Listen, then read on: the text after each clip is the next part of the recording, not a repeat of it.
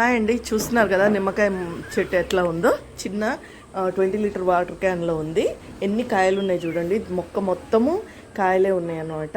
దీనికి రెగ్యులర్గా మనం ఇవ్వాల్సింది ఏంటంటే 15 డేస్కి ఒకసారి బాగా మొదల్లో తవ్వి ఒక గుప్పెడు వర్మి కంపోస్ట్ ఇవ్వాలి. అండ్ బోన్ మీల్ కూడా ఇస్తుండాలి.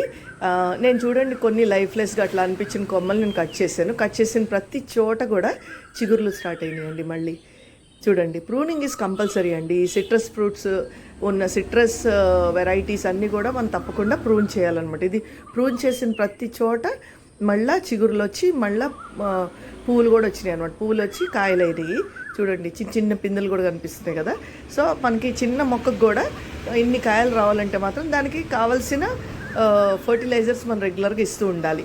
బోన్ మీల్ కానీ లేకపోతే మస్టర్డ్ కేక్, వర్మి కంపోస్ట్ ఇవి ఇస్తూ ఉండి బ్లూమింగ్ స్టేజ్లో మనం ఎప్సమ్ సాల్ట్ స్ప్రే చేస్తే కనుక ఫ్లవర్ డ్రాప్ అనేది ఉండదన్నమాట. మనకి ఎన్ని ఫ్లవర్స్ వస్తే ఆ ఫ్లవర్స్ బాగా నిలుస్తాయి, చాలా కాయలు వస్తాయి. సో మీరు కూడా తప్పకుండా మీ ఇంట్లోనే నిమ్మకాయ మొక్క పెంచుకోండి.